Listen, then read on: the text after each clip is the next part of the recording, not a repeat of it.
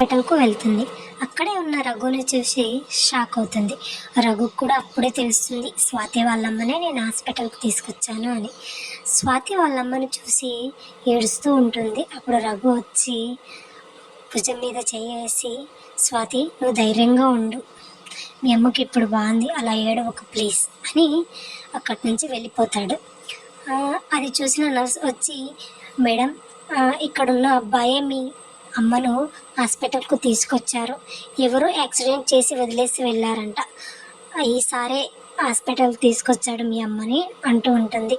అది విన్న స్వాతి సంతోషపడుతూ అలా చైర్లో కూర్చొని ఉంటుంది. అప్పుడే డాక్టర్ వచ్చి, మేడం మీ అమ్మకి ఇప్పుడు బాగుంది, సేఫ్గానే ఉంది, మీరు వెళ్ళి మాట్లాడవచ్చు అని చెప్తాడు. వెంటనే స్వాతి వెళ్ళి వాళ్ళ అమ్మని హగ్ చేసుకుని బాధపడుతూ ఉంటుంది. అమ్మ స్వాతి, నేను చాలా బాగున్నాను, నువ్వు ధైర్యంగా ఉండు. అయితే నన్ను హాస్పిటల్కు తీసుకొచ్చిన అబ్బాయితో నేను మాట్లాడాలి కొంచెం, ఆ అబ్బాయి ఉంటే పిలుస్తావా అమ్మా అని అడుగుతుంది. లేదమ్మా, అబ్బాయి వెళ్ళిపోయాడు, ఆ అబ్బాయి ఎవరో కాదు మా CEO, నేను తనతో మాట్లాడతాను, నువ్వు ధైర్యంగా ఉండు, నువ్వు రెస్ట్ తీసుకోమ్మా అని చెప్పి బయటకు వస్తుంది. ఇంటికి వచ్చిన రఘుకి స్వాతి ఏడుస్తూ బాధపడుతున్న దృశ్యాలే తనకు గుర్తొస్తూ ఉంటాయి. అయితే వెంటనే నేను స్వాతి దగ్గరికి వెళ్ళాలి, స్వాతిని చూడాలి అని అనుకుంటాడు.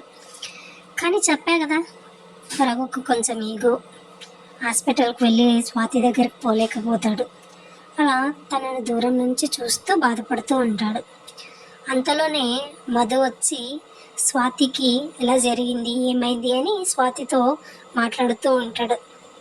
అలా మాట్లాడుతూ స్వాతి బాగా అలసిపోవడం వల్ల మధు భుజం మీద అలా తలవాల్చి పనుకుంటుంది. అది చూసిన రఘు ఎందుకో తట్టుకోలేక అక్కడి నుంచి కోపంగా బాధగా వెళ్ళిపోతాడు. 2 రోజుల తర్వాత స్వాతి వాళ్ళమ్మ డిశ్చార్జ్ చేసి ఇద్దరు ఇంటికి వస్తారు. అలా పనుకున్న స్వాతి తనకు అప్పుడు గుర్తొస్తుంది, సార్ రఘు సార్ ఇంత హెల్ప్ చేశాడు, ఆయన నేను థ్యాంక్స్ కూడా చెప్పలేదు, ఎలాగన్నా చెప్పాలి, అయినా నేను ఇంకొక 2 days ఆఫీస్కే వెళ్ళాను, తన నెంబర్ కూడా నా దగ్గర లేదు, ఇప్పుడు ఎలా అని ఆలోచిస్తూ, ఓకే మధు దగ్గర ఉందిగా, నేను తీసుకొని ఒక మెసేజ్ అన్నా చేస్తా, మాట్లాడే అంత ధైర్యం నాకు లేదు కానీ ఒక మెసేజ్ అన్నా చేస్తా అని మనసులో అనుకొని మధుకు వెంటనే కాల్ చేస్తాను. హలో మధు, నాకు ఒక హెల్ప్ కావాలి, చేస్తావా అని స్వాతి అడుగుతుంది. చెప్పు మధు అని అడుగుతుంది. స్వాతి, ఏమో చెప్పు, నేను కంపల్సరీ చేస్తాను అని చెప్తాడు. అయితే నాకు CEO సార్ నంబర్ ఇస్తారా అని అడుగుతుంది. వెంటనే అది విన్న మధు షాక్ అవుతాడు. అయినా నీకు CEO సార్ నంబర్ ఎందుకు, ఏమవసరం అని అడగా, నీకు తెలుసుగా మా అమ్మను హాస్పిటల్ తీసుకొచ్చిండేది అతనే అయితే అని అడుగుతాడు. సార్కు నేను అసలు థ్యాంక్స్ కూడా చెప్పలేదు, నంబర్ ఇవ్వవా ప్లీజ్, నేను థ్యాంక్స్ చెప్పాలి అంటే, నేను చెప్తాలే అని చెప్తాడు. కానీ స్వాతి వినకపోవడంతో ఎలాగన్నా నెంబర్ షేర్ చేస్తాడు.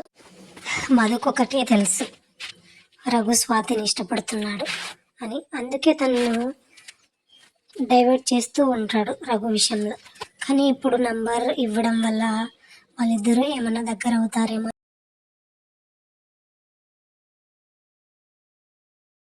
మధు అనుమానం. అలా బెడ్ మీద పనుకున్న రఘుకు ఒక మెసేజ్ నోటిఫికేషన్ వస్తుంది. ఆ message, thank you so much sir అని ఉంటుంది.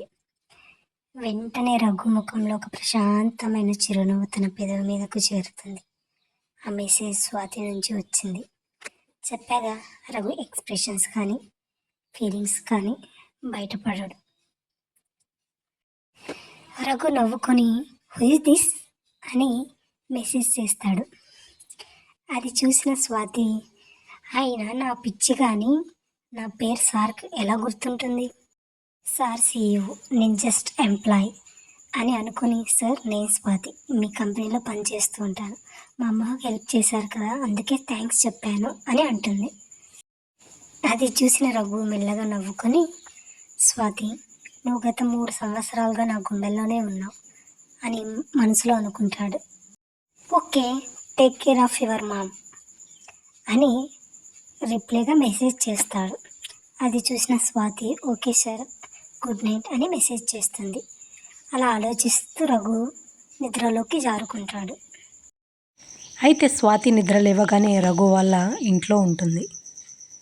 అయినా స్వాతి వాళ్ళ ఇంట్లో ఉండడం ఎందుకు, అసలు ఏం జరిగింది అనేది నెక్స్ట్ ఎపిసోడ్లో ఉంటుంది. Please watch and subscribe.